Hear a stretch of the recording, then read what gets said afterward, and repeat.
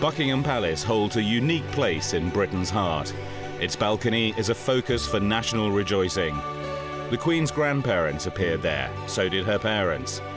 At the end of the war, Churchill was there. On the Queen's wedding day and after her coronation, all the royal family were there. When Prince Charles married Lady Diana Spencer, they took their place on the palace balcony. Now, a more controversial couple are set for balcony parades.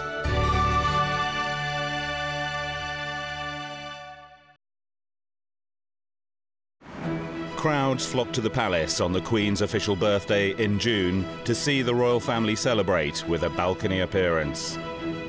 Now she faces a dilemma, whether to invite Charles's new wife Camilla, with all the connotations of her past role as his mistress. Nobody really wants to poke into the murky past and history of Charles and Camilla's relationship. The word adultery seems to have been Tipp-Ex'd out. But the truth of the matter is that they did have an adulterous relationship, and that in 1975 the Queen, who didn't want to blame her son for being in an adulterous relationship, said that she would never have Camilla Parker Bowles in the same room as her ever again. The Queen is aware that adultery has occurred. She knows what the consequences have been. She won't forget it, and you won't be seeing Camilla on the balcony at Buckingham Palace when the Queen is there. 1990 marked the 50th anniversary of the Battle of Britain. As the royal family watched the flypast, they didn't know that scandal would soon engulf them and threaten the monarchy itself. Their troubles really began in 1960 when Princess Margaret, the Queen's sister, married Lord Snowdon. She would be the first senior royal to divorce in modern times. In 1973, the Queen's only daughter, Princess Anne, married Mark Phillips, another union doomed to unravel. Anne would later remarry in a low-key ceremony. The spectacular wedding of Charles and Diana was meant to secure the future of the Windsor dynasty. The fabulous ceremony one sunny July day in 1981 was the royal family's own fairy tale. The dark secret of Camilla, a guest at that wedding, was concealed. Later, Diana said, "There were 3 of us in this marriage." Sarah Ferguson, Fergie, married Prince Andrew in 1986. Their marriage, said the Archbishop, was a precious gift to the nation. Their bridal path too would be strewn with broken promises and shattered hopes. Divorce and scandal would tear apart the Queen's family.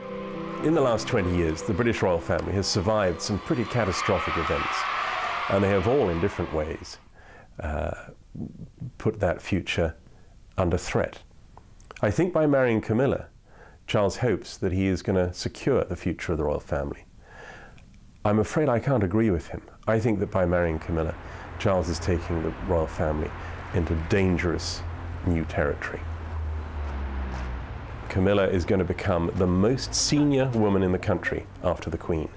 That's a heck of a jump for a mistress, for somebody who only within very recent memory was an extremely unpopular figure, given her role, her central role in breaking up Charles and Diana's marriage, which was, after all, the cornerstone of the Windsor's future. Summer 2004, Balmoral Castle in Scotland. The Queen reluctantly began the process of change. After a series of joint appearances by Charles and Camilla, the Queen became convinced that the issue needed resolution in her own lifetime. There were meetings at Balmoral, I think they started on June the 4th, where the Queen was up there for a few days, staying in a lodge away from the main house, and a series of advisors came up from London, and they started talking about the constitutional implications of the marriage. But at Christmas time, Charles decided, we really do want to get married, and talked with the Queen about it while she was at Sandringham, and that set things in motion for an announcement in February. I definitely feel the Queen's hand was forced. I think we can see over the period of the last 3 or 4 years that she's been snookered more than once. She has been pushed by Prince Charles and his courtiers into doing things that she would prefer not to do. She was forced to meet Camilla Parker Bowles at a party at Highgrove, which Charles gave. She didn't want to do it, but Prince Charles said, "You don't do that, and I don't come to the Queen Mother's 100th birthday." The Queen does not accept Camilla Parker Bowles, and that is a problem for the future. Ludlow, 2003. For many years now, Ludlow Racecourse has needed a new stand in the Tattersall's enclosure. An enormous trouble has been taken to try and build a stand. This was a nostalgic visit for Charles. In opening the new Jubilee stand, Charles recalled an earlier day when he had raced at Ludlow as an amateur jockey. He stayed to see the Prince of Wales Challenge Trophy race, named after his earlier chase in October 1980, when Lady Diana Spencer, his teenage girlfriend, watched with Camilla Parker Bowles. They saw him race into second place on his horse, Alibar. Diana didn't know then that Camilla was really his mistress. Charles admitted his long liaison with Camilla in a television interview in 1994. Their affair mirrored an historic romance. Charles's great-great-grandfather, Edward VII, and Alice Keppel, Camilla's great-grandmother, were lovers. Alice was beautiful, elegant, and discreet. The more adventurous Camilla emulated her role model, but came out of the shadows with minor charity roles. However, it seemed that she too was content to remain a mistress. I think Camilla can never have imagined ever that she would become a duchess, a princess, maybe even a queen in time. She had a teenage ambition to emulate her great-grandmother, Alice Keppel, who had an affair with King Edward VII. She thought that she too could perhaps be a royal mistress, but she never thought that it would be anything more than that. Now we look at it and we see that Alice Keppel is a mere footnote in history. Camilla is going to make a whole chapter. Charles had met Camilla in 1972. They had a brief affair until he began his naval duties in early 1973. He was away until September. In July, Camilla married his friend, handsome Guards officer Andrew Parker Bowles, a favourite at the royal court. Camilla was 6 years into a 7-year campaign to marry Andrew Parker Bowles. She knew that she was disqualified from becoming Princess of Wales on 3 counts. One, that her looks weren't up to it. Secondly, that her aristocratic lineage wasn't up to it. And thirdly, she was no virgin. And so there was never a chance that she was ever going to be Princess of Wales, and she knew it. She has been in the background for the better part of his life as a constant supporter and friend in good times and bad. But the promotion from mistress to wife is notoriously tricky in royal history. There is a convention that a mistress may not look beyond her post. Well, it looks as if this one is looking beyond her current position. If she came into this room now, we would be required, expected, to stand up and bow to her. Protocol prevented Camilla from joining Charles at many family or official events. If the Queen was present, Camilla was segregated. Charles was faced with a choice: leave the situation as it was, or try to resolve it by marriage. He was damned if he did, and he was damned if he didn't, really. He's had a lot of embarrassment to put up with because Camilla has been prevented from going to spend Christmas with the royal family, Easter with the royal family. And then in November last year, Charles and Camilla were due to go to a wedding at Chester Cathedral. The Prince's godson was getting married. And Camilla was told that she wouldn't be able to sit with him because of royal protocol. She was going to have to sit behind him or possibly on the other side of the church from him. And it was just an embarrassment too far, a humiliation too far.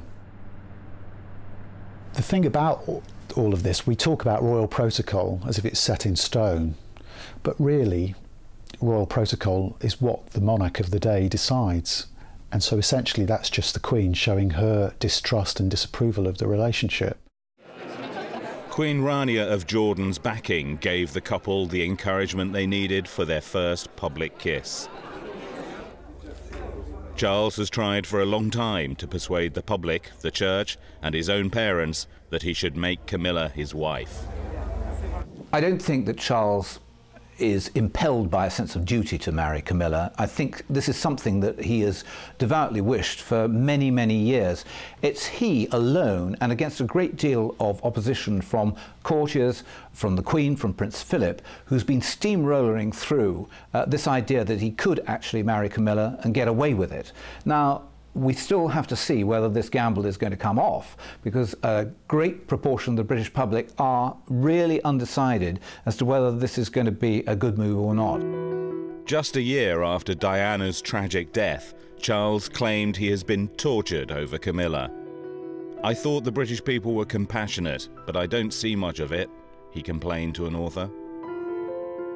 I think this is where Prince Charles often goes wrong, when he complains about the people not showing him compassion. He often comes over as being a bit too sorry for himself, a bit unsure of himself, somebody who flounders, somebody who can't make a decision. He just seems to feel that it's his destiny to be the king, it's his destiny to do what he wants in his private life, and nobody has a right to criticise him. And I think this is where he's gone wrong in many ways. Charles and Camilla often hold lavish functions to attract wealthy patrons to his charities. On such occasions, Camilla is dressed in expensive couture gowns and wears heirloom jewels.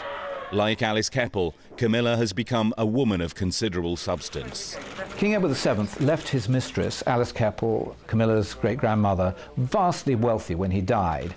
He made sure that she had enough money in her coffers, not only for her own lifetime, but for the lifetime of her children and great-grandchildren. And it is true that Camilla has lived off some of the money which her great-grandmother left and passed down.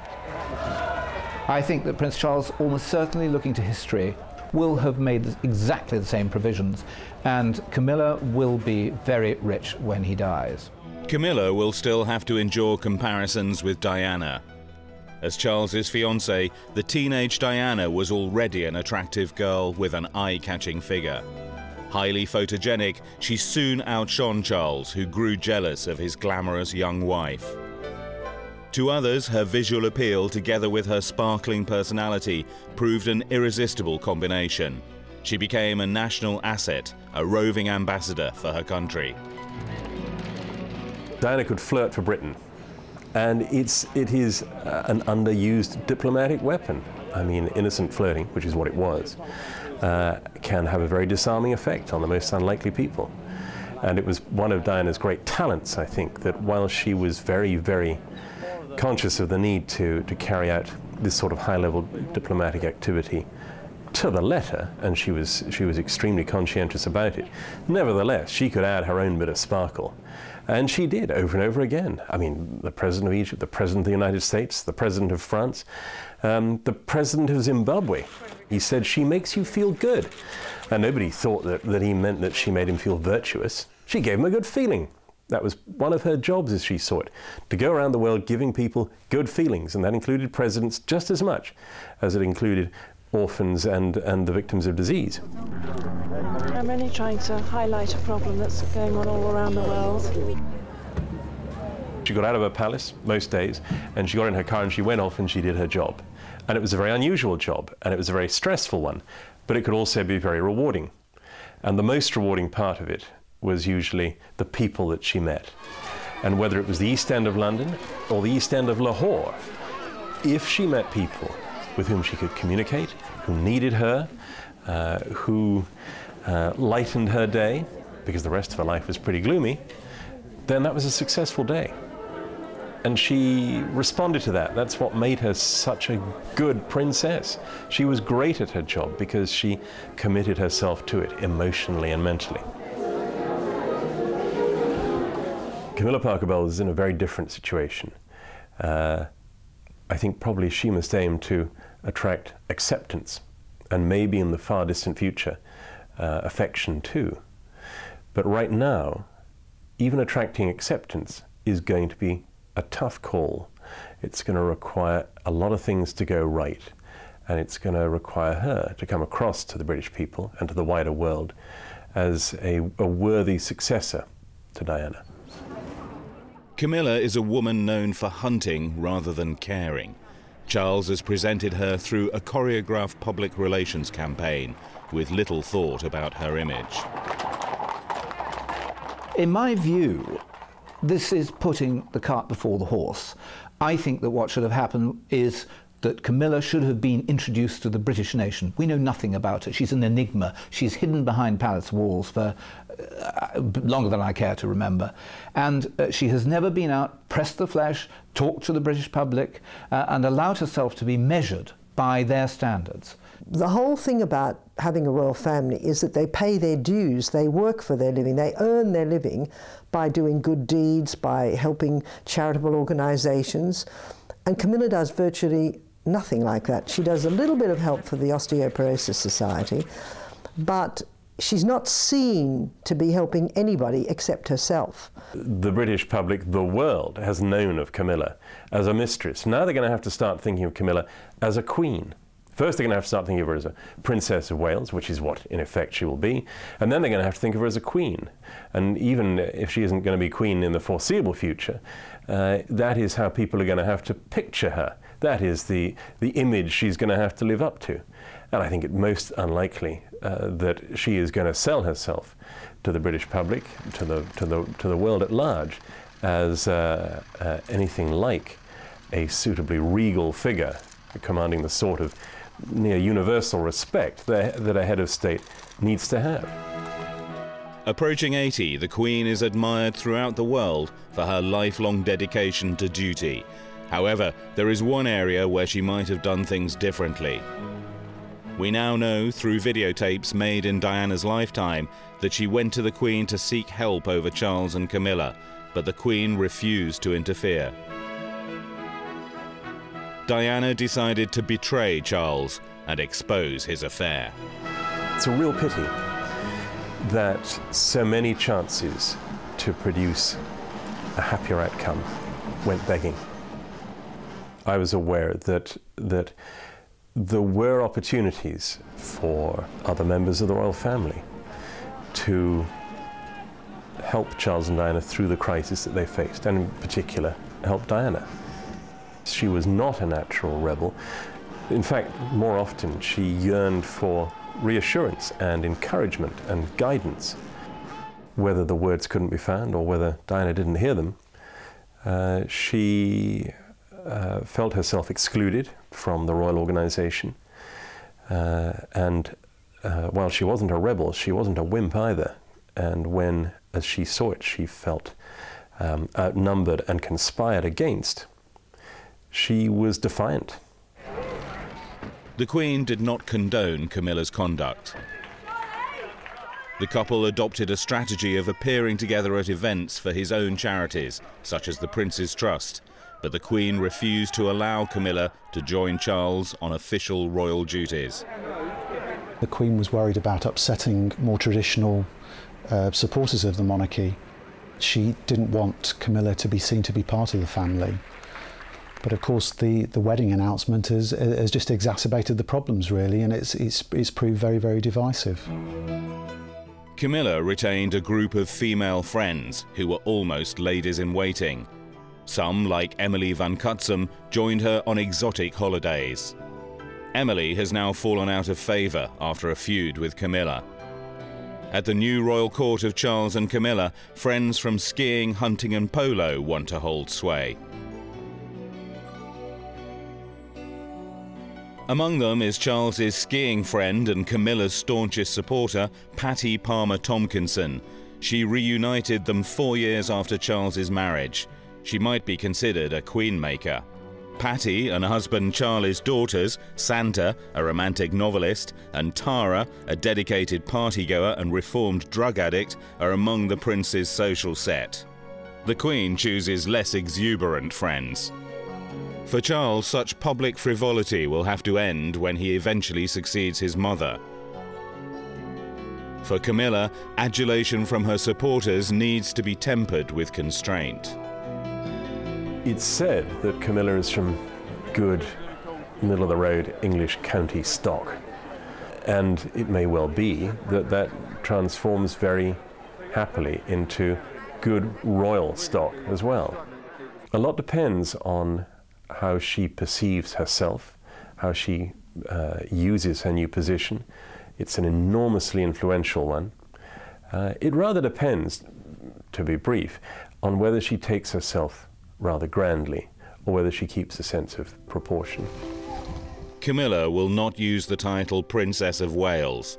She will be Her Royal Highness the Duchess of Cornwall. As Duke of Cornwall, Charles benefits from the vast revenues of the duchy. He has an income of around £12 million a year, on which he pays only voluntary tax. Recently, a parliamentary committee started investigating his finances. One of the most embarrassing moments in Charles's recent past is the investigation by the House of Commons Public Accounts Committee, where they showed that he was getting away with blue murder. This is a man, Prince Charles, who has about 100 personal staff to look after just him. I mean, the Queen doesn't get close to having that many. At the Queen's discretion, Camilla will now be able to use the helicopter and 2 aircraft of the Royal Air Squadron for engagements. The royal train will now be officially available. A fleet of 8 chauffeur-driven, gleaming limousines, 2 Bentleys, 3 Rolls and 3 Daimlers will be at Camilla's disposal with the Queen's permission. Carriages with footmen in livery may drive the new Duchess of Cornwall. Camilla has already entertained guests at Buckingham Palace with Charles on behalf of his charities. As his wife, she will have more frequent use of those miles of red carpet and the impressive staterooms that tourists admire each summer when the palace is open to the public. She might discover that the palace has many secrets. Some staff have run a brisk trade in unwanted gifts passed on by their royal bosses. The royals themselves have been satirized by the British press with comparisons to comic television characters. Then, an undercover reporter gained a footman's post. His detailed account of life behind palace walls contained pictures of the Queen's breakfast table, complete with Tupperware boxes. The public had only seen the state apartments. Now they found out how the Queen lived. Clearly there was a degree of intrusion by a reporter impersonating a member of the Queen's household. Nevertheless, the revelations that he produced, such as the fact that the Queen liked her breakfast cereals served out of Tupperware boxes, was endearing and kind of warm. And I think the public were astonished by it, and I think they felt that much more about the Queen. It made her look much more like one of them, one of us. The Queen and her family are extremely middle class, and a lot of European aristocrats look down their noses at the Windsors because their favourite preoccupations are gin and GGs and, horse racing, and they're not elegant, they don't dress well, they're dumpy, frumpy sorts of people. And they seem to think that Tupperware boxes on the breakfast table, well, that would be the sort of thing you'd expect from middle-class people like the Windsors. As heir to the throne, Charles is used to deference when he meets the public. Camilla will expect curtsies as Her Royal Highness the Duchess of Cornwall.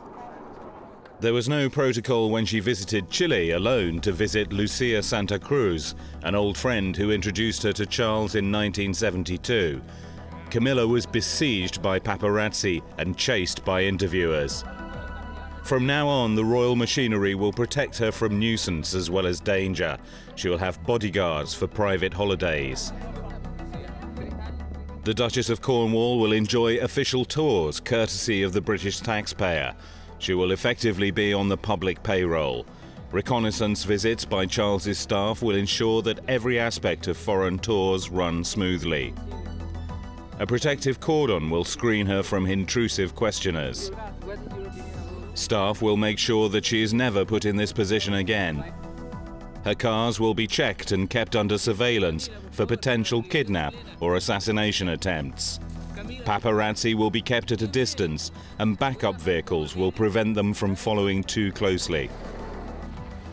On this visit to Chile, there was an eerie reminder of Diana's fatal crash in Paris.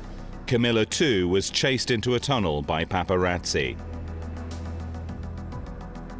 Diana gave up her bodyguard in 1993 after her separation from Charles.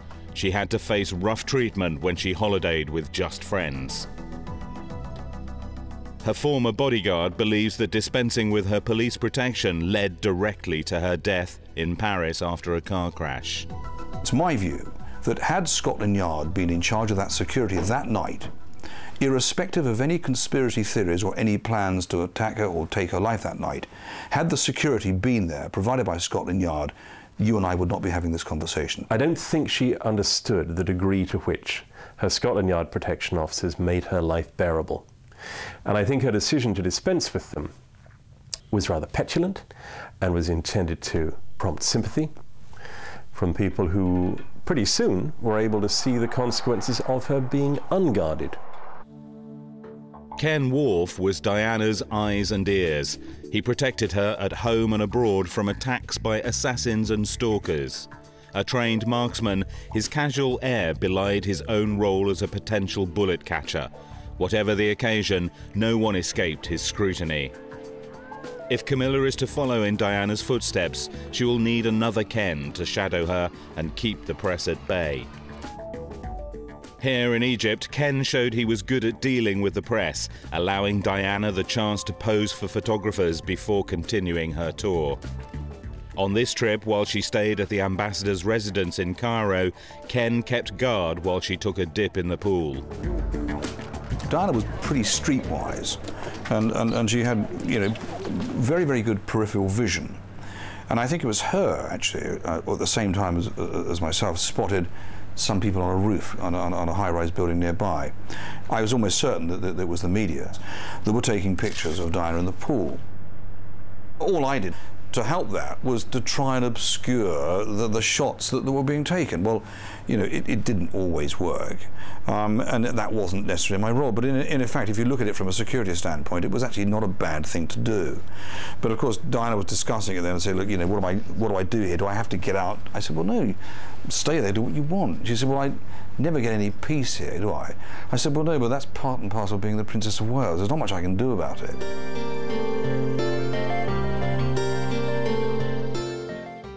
Ken was a reliable companion too, especially every August when the royal family returned to their Highland retreat, Balmoral. There are aspects of Balmoral life she didn't like, but very often she would ring me up and say, look, I need to go for a walk.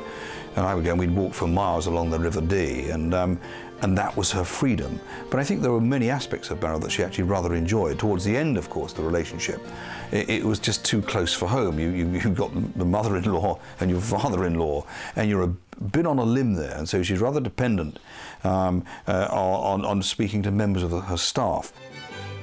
Staff saw Charles and Diana in less formal surroundings of Highgrove, the couple's country home in Gloucestershire. This was their weekend retreat. Charles and his sons kept their pets there. Charles's dog Tigger was unpopular with some of the staff. Tigger and Mervyn, the chef, didn't have a very good relationship because Mervyn didn't want dogs in the kitchen, but one morning Tigger made a run for something that fell out of the pan, at which point Mervyn grabbed the dog by the back of the neck and then opened up the heater tray of the oven and put the dog in the heater tray. And of course, who should come in, literally almost immediately, was the Prince of Wales, who said, has anybody seen Tigger? Well, I couldn't actually turn around and say, sorry, sir, the dog's in the oven. But he did go outside and come again. I said, Mervyn, get the dog out, because the dog now was instead of being a sort of semi-rough-haired, skinned Jack Russell, was now a smooth-skinned Russell with a sort of fairly high temperature. So we got it moving through it in the hallway, and the Prince came through the door and said, Tigger, there you are. He said, you look amazingly hot. Camilla is learning that the staff play a crucial role in any palace. They're also aware of any tensions in the relationships of their bosses. You know, palace is a pretty lonely place, and, you know, members of the royal family rely upon members of staff, you know, your valets, your butler, your maid, or whatever you want to call it. In the Prince and Princess of Wales' case, you know, it was pretty obvious that the marriage was going through a difficult period. But it was kept very much under wraps. You know, everybody knew in the circle of her friends, everybody knew that worked within the palace that there were problems with their marriage, and it wasn't too difficult to see that. I think it's a credit here to her staff that very little was said. Working in royal residences means poor pay and long hours. Some staff have found other ways of increasing their income, such as selling information and trinkets passed on to them by their bosses. Recent events have made their livelihood and security uncertain. You're always prey to the Royal Order of the Boot. You know, you can be in one day and out the next. And it's very much been tightened up because of all the leaks and because, you know, a Daily Mirror reporter got a job there and then revealed far too much for the Queen's liking. So you're hampered. You've got to sign all these secrecy acts, confidentiality agreements, and the pay is a pittance. That's why so many of them were selling off these gifts. They pick up these trinkets and things, or letters or whatever, and they sell them on eBay, or they sell them through people in America who adore the royal family, and to supplement their appalling pay. Paul Burrell, Diana's butler, worked for the Diana Memorial Fund after her death. With her secretary, Jacqueline Allen, they were honoured guests at an American fundraising event.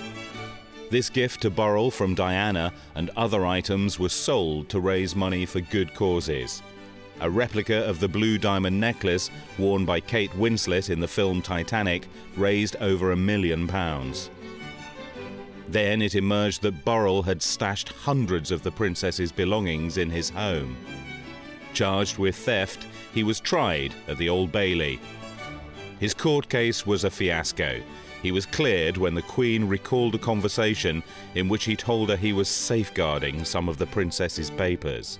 Later, he revealed details of his private talk with the Queen.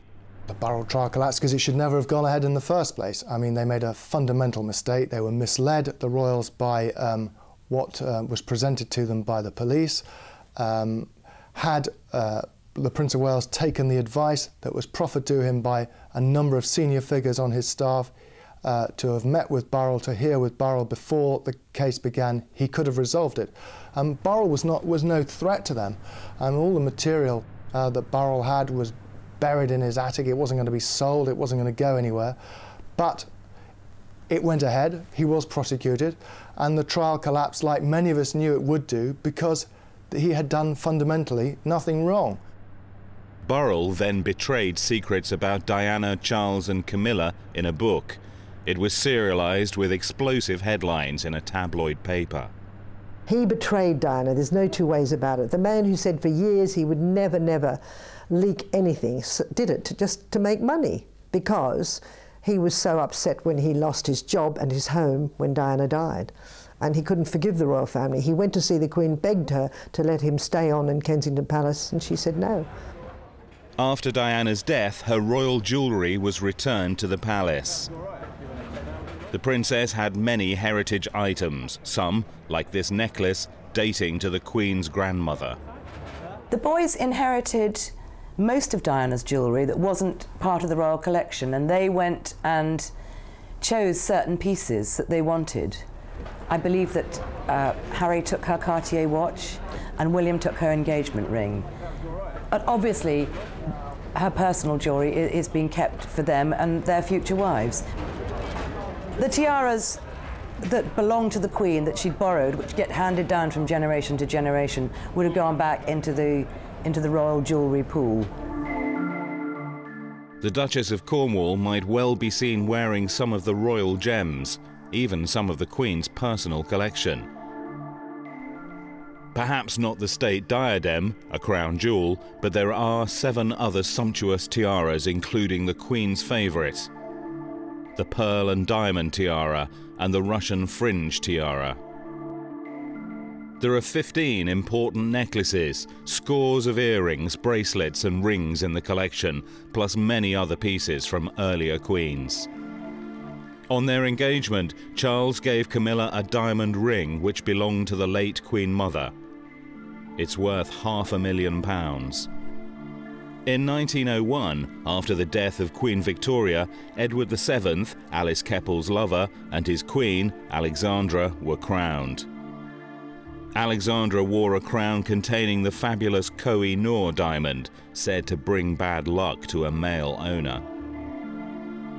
The Queen Mother wore it in her own consort's crown on her coronation day in 1937. It was placed on her coffin at her funeral in 2002. Now in the Tower of London with the crown jewels, could it be worn next by Camilla at Charles's coronation? Alice Keppel knew that her part in Edward VII's life was strictly private. A softening up the public campaign, waged for several years, has driven the course of events leading to Charles's second marriage. Although divorced in 1996, in the eyes of some people, Diana's death made him a widower. Camilla had divorced in 1995. She was a guest at Charles's first wedding. Press began to speculate on her possible marriage to Charles. First, there were religious and constitutional obstacles to be overcome. Similar difficulties faced Edward VIII in 1936. His Prime Minister, Stanley Baldwin, forced him to choose between the throne and divorcee Wallis Simpson. For her, he abdicated. They married in France and lived in exile. Their memory still haunts the royal family. Princess Margaret also faced a stark choice between keeping her royal position and marrying Group Captain Peter Townsend, a divorced man.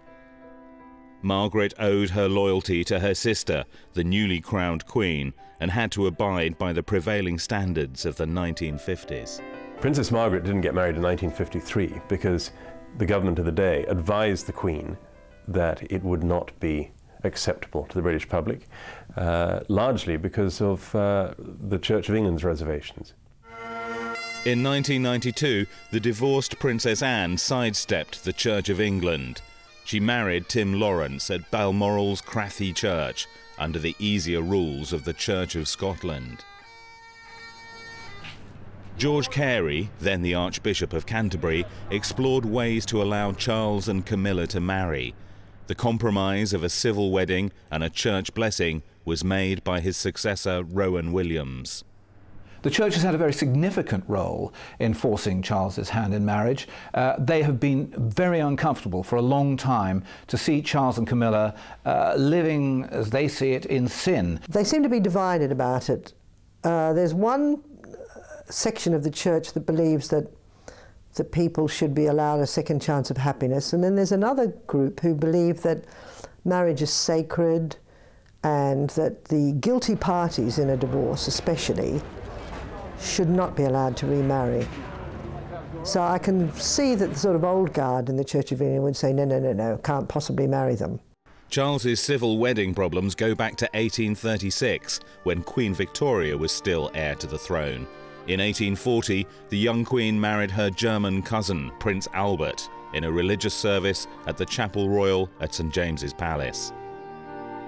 Group Captain Peter Townsend and Princess Margaret were prevented from marrying in a civil ceremony by the 1836 Act and by a later one. There are various laws governing marriages of the royal family.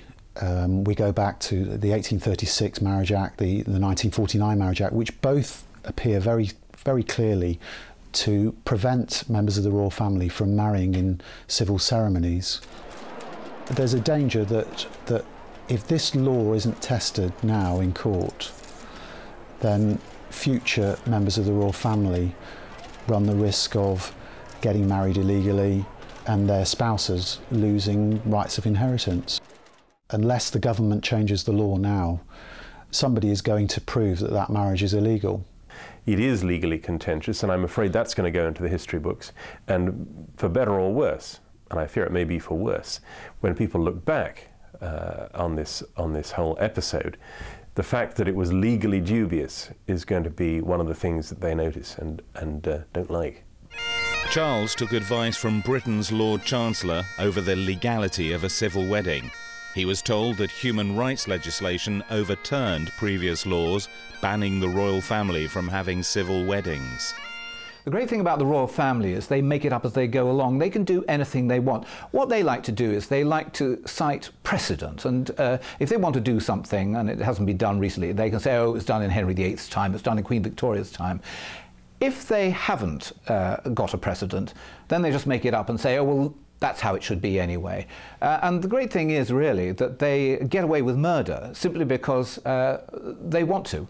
And it's very interesting to see how inventive they can be with their own rules. Perhaps Camilla's biographer is right to be cynical.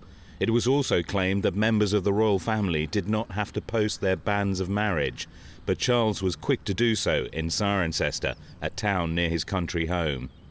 Charles's title makes it an unusual addition to the local list.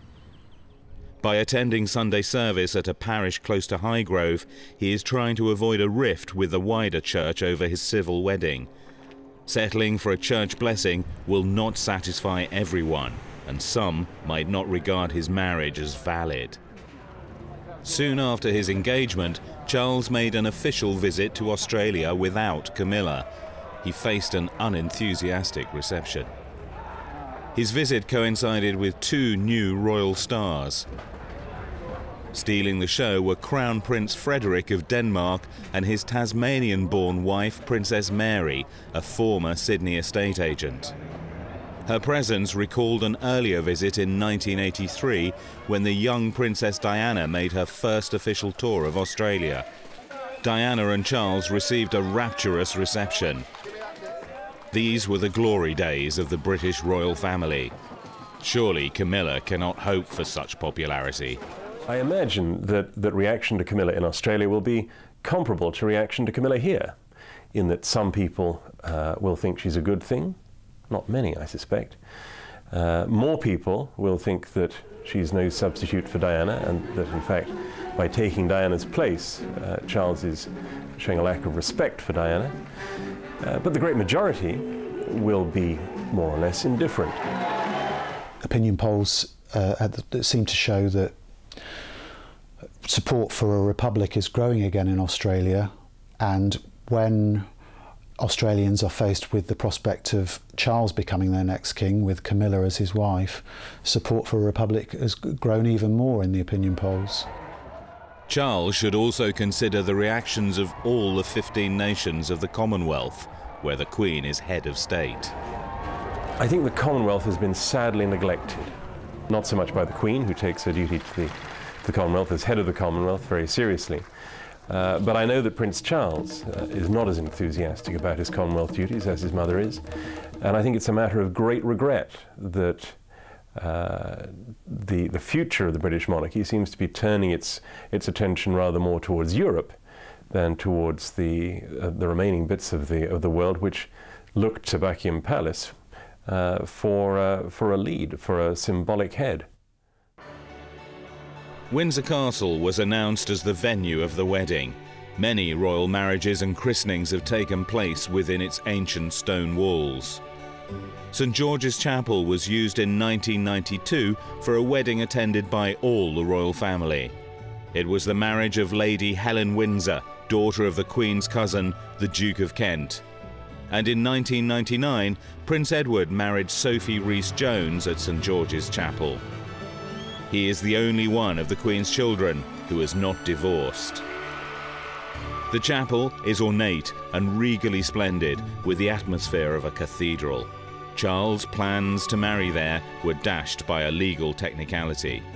It emerged after they'd made the announcement, a rather hurried announcement provoked by a leak to a newspaper, that they couldn't get married in Windsor Castle without allowing the public to get married there for the following 3 years. The Queen was horrified at the thought of her weekends being interrupted by members of the public coming in to get married, and all sorts of chaos would ensue. Charles's officials are starting from scratch with this one, and they're trying to blend in with the Queen's household and what it requires. And I think that it's hardly surprising that here and there things have come unstuck. The couple will now make the short journey from the castle through the town of Windsor to the Register Office in the Guildhall. The low-key ceremony will be held in the Ascot Room, There will be no television cameras, and only Camilla's family and Charles's sons will attend. Notably, the Queen will be absent. It does go against the grain for the Queen not to go to the wedding. Monarchy is all about theatre, really, and I think part of the problem is the Queen was worried that this was turning into a farce, and she didn't want to be associated with something that is making the monarchy the object of ridicule all around the world at the moment. How different it all was the last time Charles married. Around the world, 750 million watched the event. Many of those who believed the fairy tale are still angered by Charles's deception and the tragic loss of Diana. I think the public are very cynical about the royal family. I think the image of them has deteriorated year by year for the last 15 or 20 years. There are too many people who really don't trust Prince Charles at all, and I don't think they want him as the king. People under 40 think the Queen and other members of the royal family, they're just celebrities like Michael Jackson or Robbie Williams, and there's a soap opera going on and they're quite interested every now and then to see what the latest instalment of the soap opera is. For people over 40, they still generally take the monarchy quite seriously, and it's those people in particular, I think, who've been upset by the prospect of a future king getting married to a woman whose adultery with Charles helped cause the breakdown of the marriage to Diana. February 1981, Charles and Diana faced the cameras for their engagement. Notice Diana's reply to the interviewer. And I'm amazed that she's been brave enough to take me on. And I suppose in love. Of course. Whatever in love means. February 2005, another engagement to another English blonde. Uncannily, her words echo Diana's, of course. Did you get down on one knee to propose? Camilla is reluctant to be compared to Diana with her extraordinary appeal. So far, Camilla has adopted only a limited charity profile. She will never be someone who undertakes an awful lot of royal duties, someone who is constantly in the newspapers. She will try anyway to be somebody who is in the background, just supporting her husband and getting along very quietly with being a member of the royal family. She clearly is somebody who is very well suited for Charles. People who meet her say that she is very good at putting them at their ease. She's a very strong, steady person, and I think Charles is somebody who needs constant reassurance. His personal life is a bit of a disaster, and that's what's threatening the monarchy. Camilla will be in the royal carriage parade at Ascot Races each summer. She has to be seen as part of the family so that she is accepted as princess consort when Charles is king. For the present, the Duchess of Cornwall will be the second lady in the land, Princess of Wales in all but name, and she could still become queen. With Charles and Camilla, we're into new territory. The guys who are actually having organised this thing don't have any precedent to refer to. There isn't a book of rules, so they're having to make it up as they go along. Prince Charles obviously believes that he could ascend the throne with Camilla by his side. Whether she's called a princess consort or a queen is pretty irrelevant. I think the rule is that the wife of the king is automatically the queen. So in his eyes, this is quite doable. We will wait and see whether the jury of public opinion will actually come out in his favour. It's a very tricky road ahead for the Prince of Wales. He's put his reputation on the line with this marriage. We're going to have to see whether he can get away with it. The same prince, another wife, a second fairy tale. Based on scandal and tragedy, this one cannot be sold as a storybook romance. The question now is, can the monarchy survive a King Charles and a Queen Camilla?